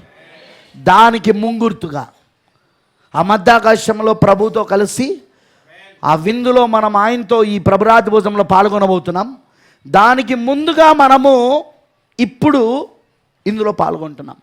అందుకే ఇప్పుడు మనం ప్రతిరోజు చిన్న చిన్న యుద్ధాలను గెలుస్తూ, వాక్యము ద్వారా మనకు వచ్చే యుద్ధాలన్నింటినీ మనం గెలుస్తూ, వింటున్నారా, శత్రుని ఓడుస్తూ, విజయోత్సవముతో మనం ఊరేగించబడుతూ, మనం విజయముతో వచ్చి ఇందులో పాల్గొంటున్నాం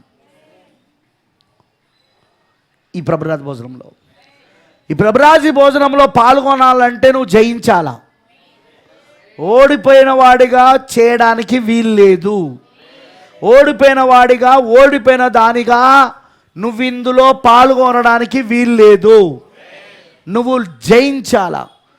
శరీరాశను, నేత్రాశను, జీవబ్రహ్మమును జయించాలా. లోకాన్ని నువ్వు జయించాలా.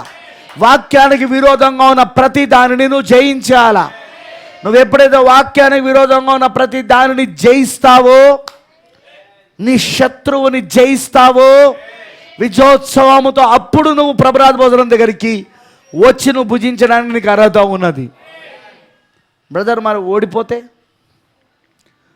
ఓడిపోయిన తర్వాత కూడా నువ్వు వచ్చి తీసుకున్నావు అనుకో, పౌలు అంటున్నాడు, నీ శిక్షా విధి కోసమే నువ్వు తీసుకుంటున్నావు. నీకు శిక్ష కలగడానికే, శిక్షా విధి పొందుకోవడానికే నువ్వు దానిలో పాల్గొంటున్నావు అని పౌలు గారు హెచ్చరిక చేస్తున్నాడు. నేను అన్నది అర్థమైందా? అందులో పాల్గొనడానికి వీలు లేదని అందుకే అంటున్నాడు. ఒకవేళ పాల్గొన్నావంటే నీకు శిక్ష తప్పదంటున్నాడు. ఇప్పటికే మీలో అనేకులు బలహీనులను, రోగులనై ఉన్నారు. కొందరైతే నిద్రించారు కూడా. ఎందుకు? కారణం ఏంటిది? యోగ్యత లేకుండా, అర్హత లేకుండా పొందుకున్నారు. ఏంటి యోగ్యత, అర్హత? జయించకుండా, వాళ్ళ జీవితంలో శత్రువును జయించకుండా, కుటుంబంలో ఉన్న శత్రువును, వృత్తిపరమైన శత్రువును, వృత్తిలో ఉన్న శత్రువును, ఆర్థికపరంగా ఉన్న శత్రువును, శత్రువు ఎన్నో రకాలుగా వస్తారు వాడు. అవన్నిటిని జయించకుండా, వాటిలో విజయం సాధించకుండా నువ్వు వచ్చి ప్రభురాజు భోజనంలో కనుక నువ్వు పాల్గొనవనుకో, నువ్వు ఓడిపోయి వచ్చి పడుకున్నావనుకో, అది నీకు శిక్షావిధి కలిగిస్తుంది. నేను దీవించాల్సింది బదులుగా నీకు శిక్ష,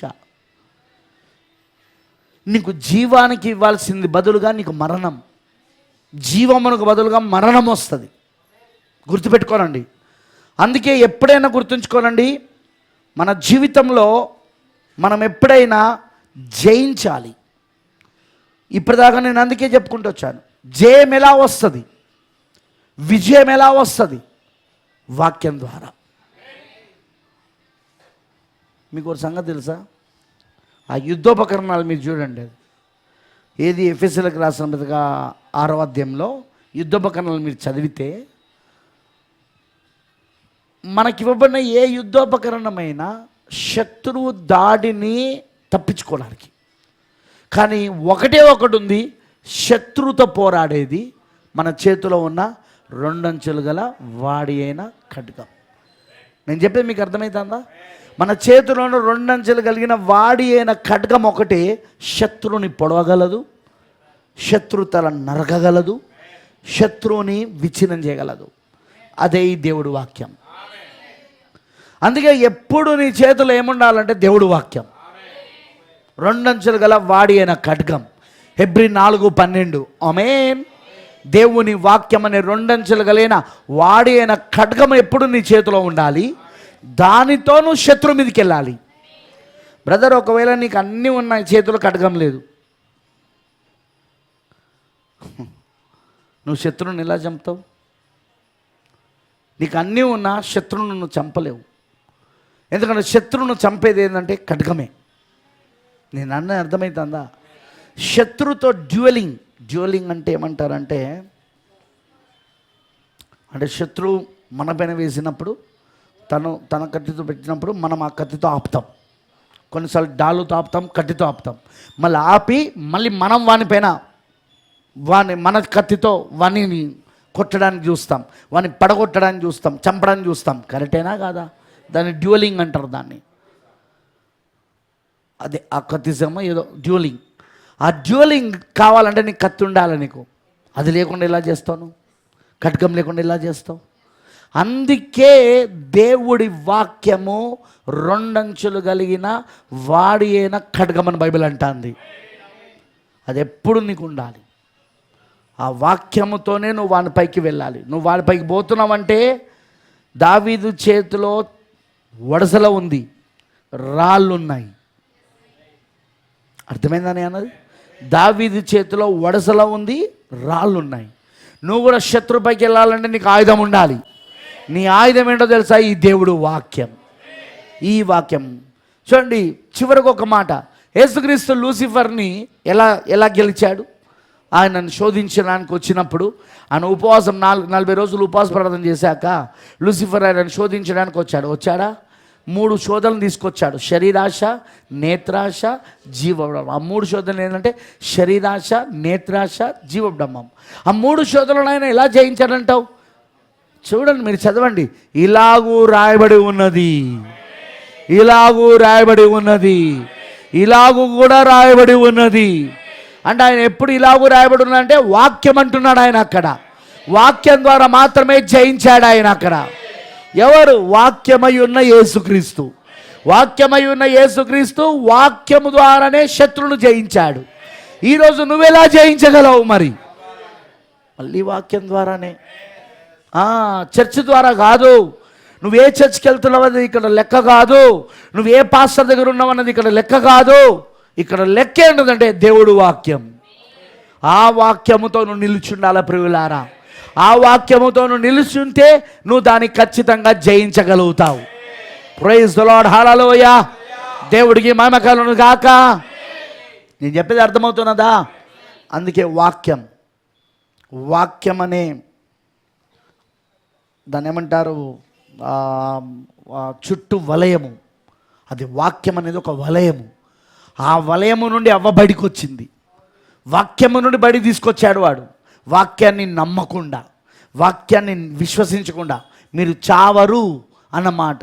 చస్తారు అని దేవుడు అన్నాడు, చావరు అని వాడన్నాడు. చావరు అనే దాన్ని ఒప్పించాడు ఆమెను. అది తిన్నా చావరు, అది చేసినా చావరు అనే దాన్ని ఒప్పించగలిగాడు వాడు. వాక్యం పైన విశ్వాసం తీసేయగలిగాడు వాడు.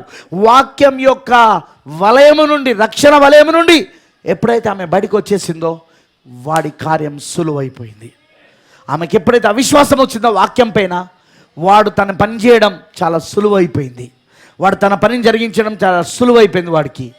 సాతానుడికి ఎప్పుడు సులువుగా ఉంటుందంటే నేను వాక్యము నుండి తప్పించినప్పుడు, వాక్యము నుండి బయటికి తీసుకొచ్చినప్పుడు, వాక్యం పైన అవిశ్వాసం తీసుకొచ్చినప్పుడు, వాక్యం పైన ప్రశ్న తీసుకొచ్చినప్పుడు, వాక్యం పైన ప్రశ్న, వాక్యం పైన అవిశ్వాసం అది తీసుకొచ్చినప్పుడు వాడి పని చాలా సులువైపోతుంది. నిన్ను పట్టేయడంలో, నిన్ను పడేయడంలో, నిన్ను మరణంలోకి తీసుకెయడంలో, నిన్ను ఓడించుట్లో. అందుకే నువ్వు ఎప్పుడు వాక్యము నుండి దాటకూడదు. ఎట్టి పరిస్థితులను వాక్యము నుండి దాటకూడదు. వాక్యముతోనే నిలిచిండు నువ్వు. ఒకటి అన్నావు, ప్రభువా నీ నోటి నుండి వచ్చిన ప్రతి మాట ద్వారా నేను బ్రతకాలి అంటే, ఇంకో మాటలో చెప్పాలంటే నువ్వు వేసుకునే వస్త్రాలు వాక్యానుసరమై ఉండాలి, నువ్వు మాట్లాడే మాటలు వాక్యానుసరమై ఉండాలి, నువ్వు ప్రవర్తించే ప్రవర్తన వాక్యానుసరమై ఉండాలి, నువ్వు కలుగుండే లక్ష్యాలు వాక్యానుసరమై ఉండాలి, నువ్వు కలుగుండే కోరికలు వాక్యానుసరమై ఉండాలి.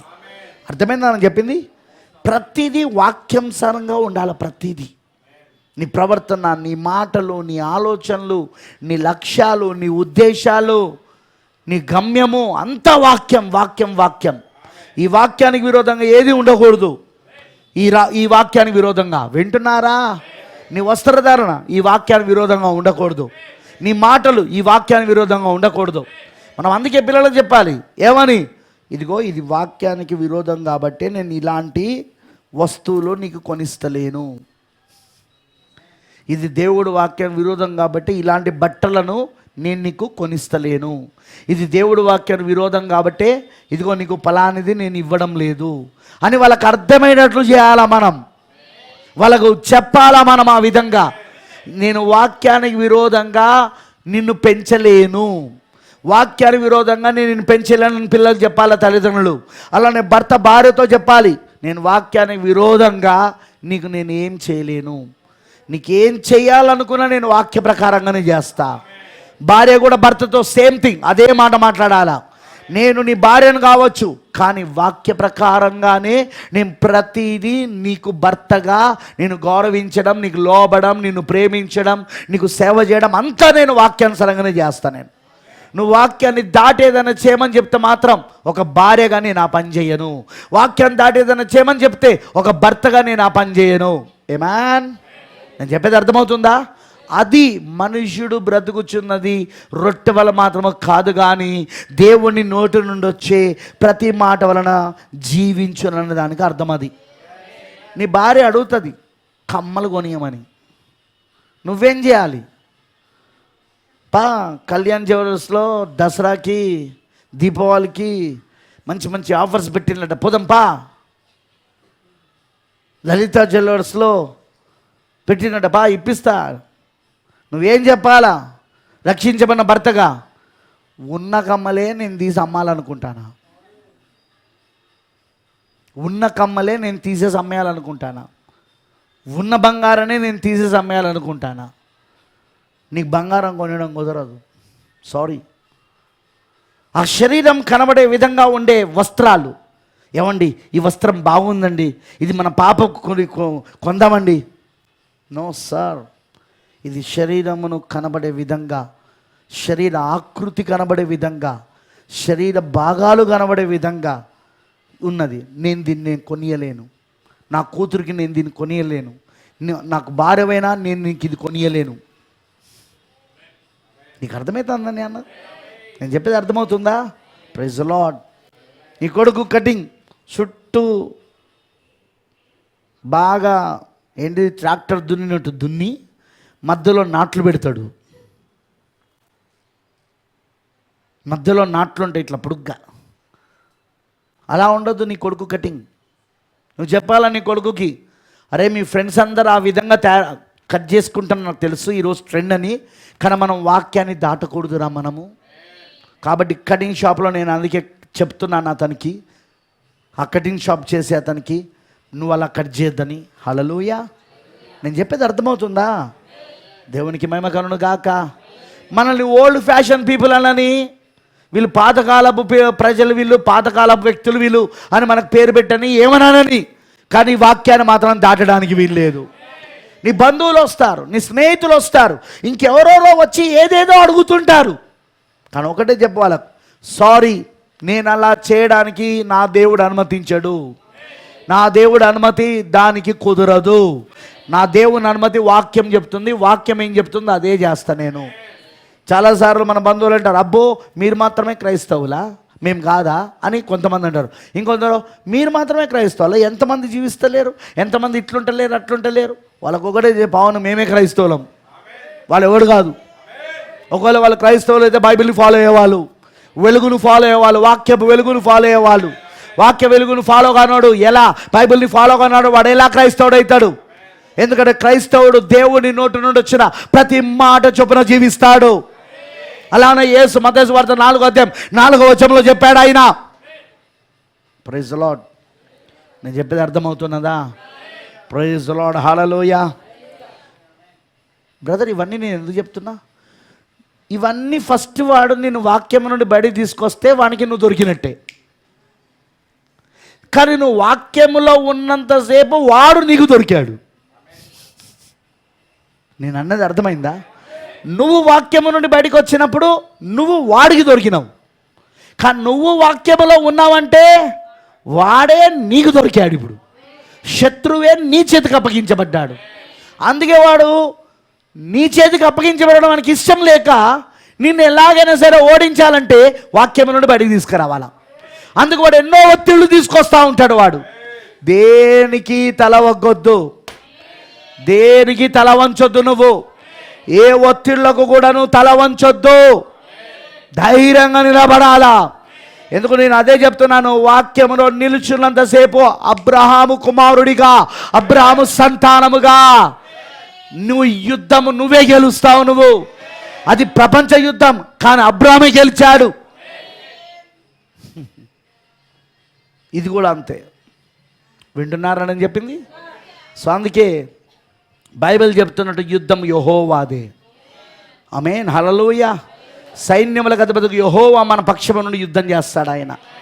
కానీ ఆ చర్మాన్ని వాడుకుంటాడు, వడిసెలను వాడుకుంటాడు. మనం వడిసెల లాంటి వాళ్ళం మనం. వింటున్నారా? రాయి ఆయనే, రాయి ఆయనే, కానీ వడిసెల మనమై ఉన్నాం. వెళ్ళి రాయి తగిలింది, కానీ వాడుకున్నది వడిసెలను, చర్మాన్ని వాడుకున్నాడు ఆయన. ఈరోజు కూడా చర్మాన్ని వాడుకుంటాడు ఆయన. ఈ శరీరాన్ని వాడుకుంటాడు ఆయన. ఈ శరీరం దేవుని మందిరమై ఉన్నది. మీ దేహము దేవుని మందిరమని మీరు ఎరగరా? దేవుని ఆత్మ మీలో నివసిస్తున్నది మీకు తెలియదా? లోబడాలి. అందుకే పూర్తిగా మనం లోబడాలా, ఆయనకు పూర్తిగా మనం లొంగిపోవాలా. మన ప్రవర్తన అంతటిపైన సర్వాధికారం ఆయనకి ఇవ్వాలా. వాక్యములోనే నిలిచి ఉండాలా. మనం ఒకటే చెప్పాలి, ఎప్పుడు ప్రార్థన చేసినా, ప్రభా నీ వాక్యము నుండి నేను కుడిగ్గా ఎడమగాని తప్పిపోకుండా ఆ వాక్యములోనే నిలిచి ఉండేటట్లు చేయదేవా. నీ వాక్యం ఎప్పుడు నాలో నిలిచి ఉండాలయ్యా. నేను ఎప్పుడు నీలో నిలిచి ఉండాలయ్యా. నీ మాటలు ఎప్పుడు నాలో ఉండాలయ్యా. నేను బ్రతకాల్సిందే నీ నోటి నుండి వచ్చిన ప్రతి మాట ద్వారా. అందుకే నాకు మొత్తం నా జీవితం అంతా నీ మాట అయి ఉండాలా. అలా ఉండండి, విజయం మీదే. అప్పుడు ప్రభురాత్రి భోజనం పొందడానికి మీరు అర్హులు. వింటున్నారా? So let's pray. ప్రార్థించుకుందాం. ప్రతి ఒక్కరు కూడా తలలు వంచినట్లయితే మనం ప్రార్థన చేసుకుందాం. ఇట్స్ టైమ్ టు ప్రే.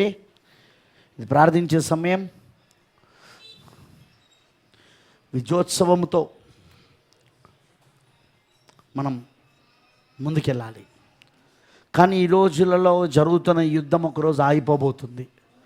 అంటే ఆ యుద్ధం అంతా ముగించబడబోతున్నది. ఈ వధువు, ఈ కాల పెళ్లి కుమార్తె ఆ యుద్ధాన్ని పూర్తిగా గెలిచేసి ఇక ఆ దేవుని బూరలోని ఆ పెళ్లి విందులో పాల్గొని క్రీస్తుతో కలిసి ఆ ద్రాక్షరసం తాగబోతున్నది ఆమె. అది త్వరలోనే జరగబోతున్నది.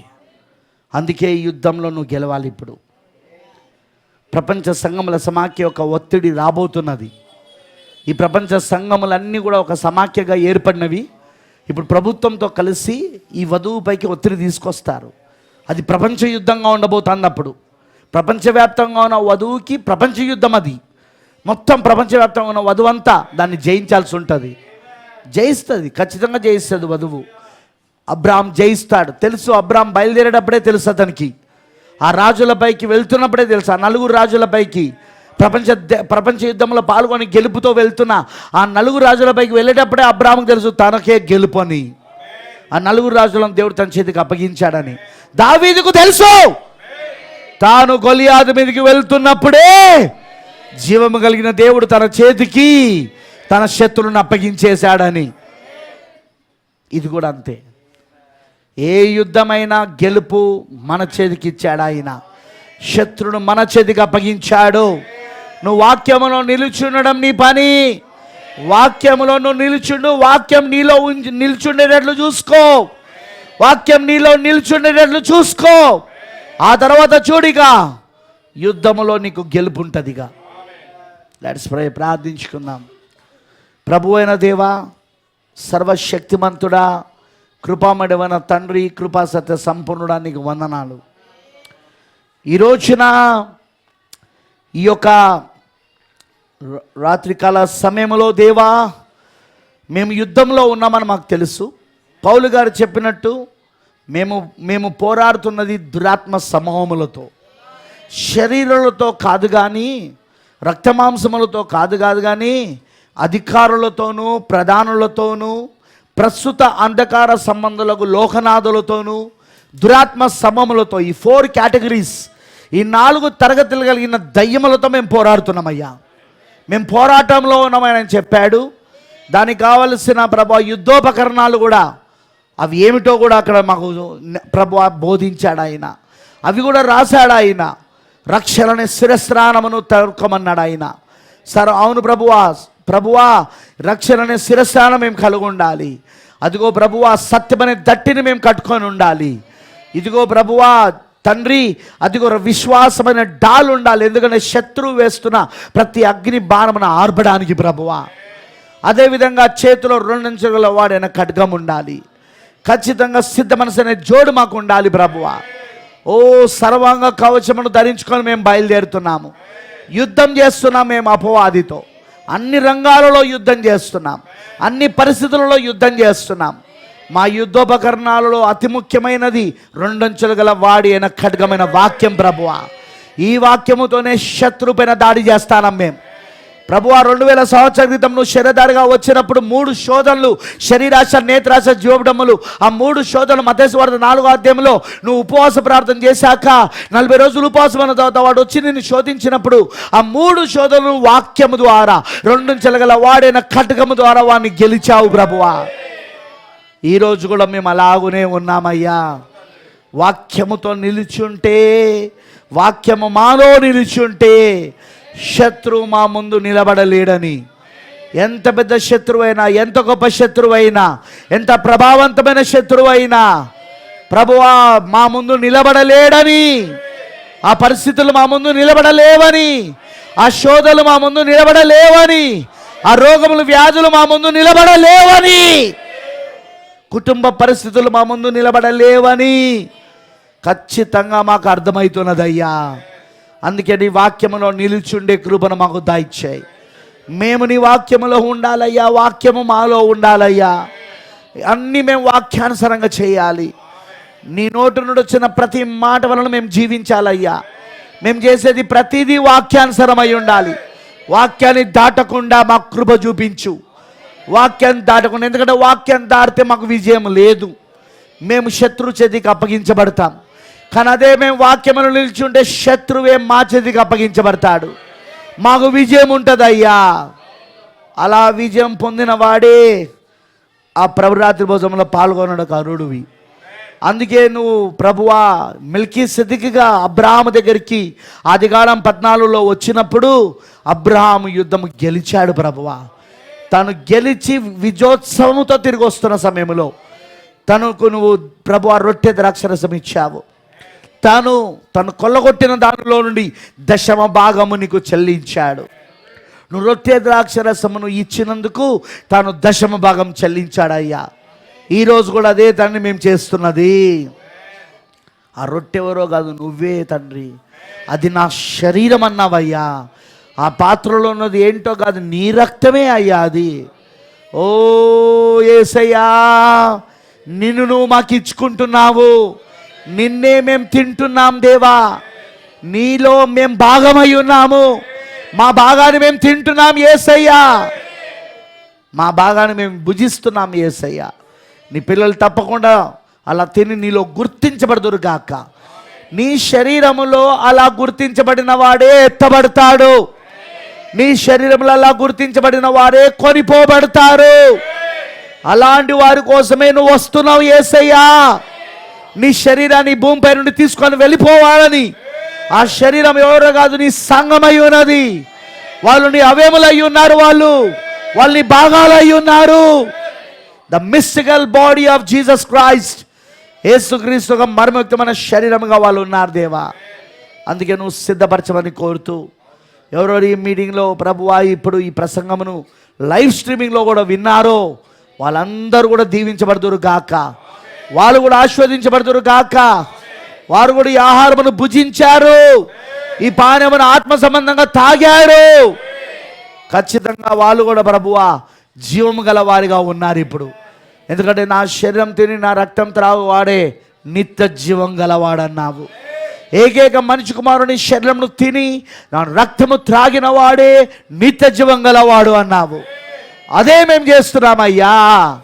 నీ కృపను ఇంకా ఇచ్చి నడిపించమని యేసుక్రీస్తు నామములో ప్రార్థిస్తున్నాము. ఆమేన్, ఆమేన్.